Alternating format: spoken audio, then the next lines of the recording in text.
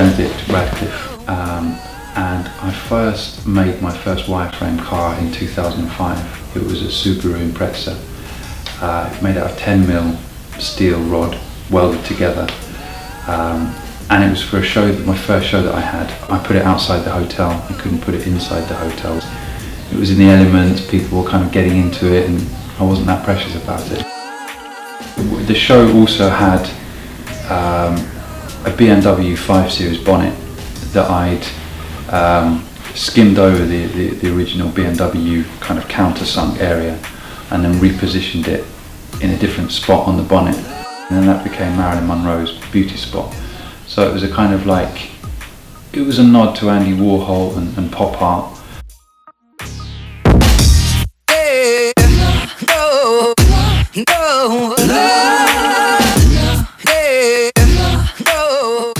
I moved down to London in 2007, and the first piece I made was the Lamborghini. I sprayed it fluorescent orange, and after I finished it, it took a couple of months, I placed it around Mayfair and put it outside the Royal Academy of Arts. And the traffic wardens were looking at it, the public's reaction to it becomes public domain.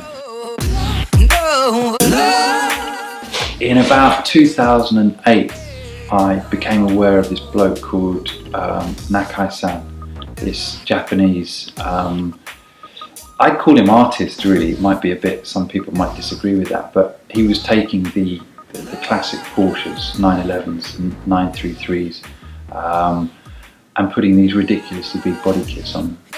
And I met this guy, he came up to Northampton to do the first Porsche kit in England. So I found out he was coming in here, and like a real fanboy, jumped in my car and went up and met him. And then he came back down and I said, look, I'm doing this project, this Mazda.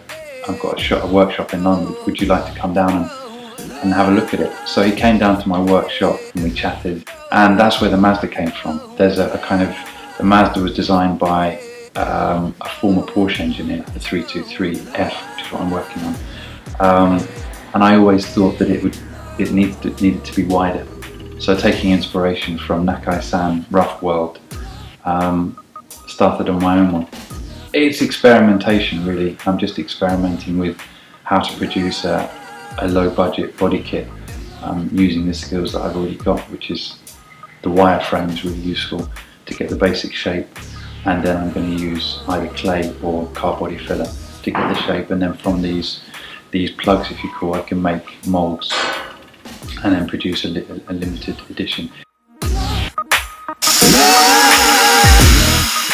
The F40 out there on the wall, so I've got all the drawings now from the internet. It's amazing what you can get from the internet.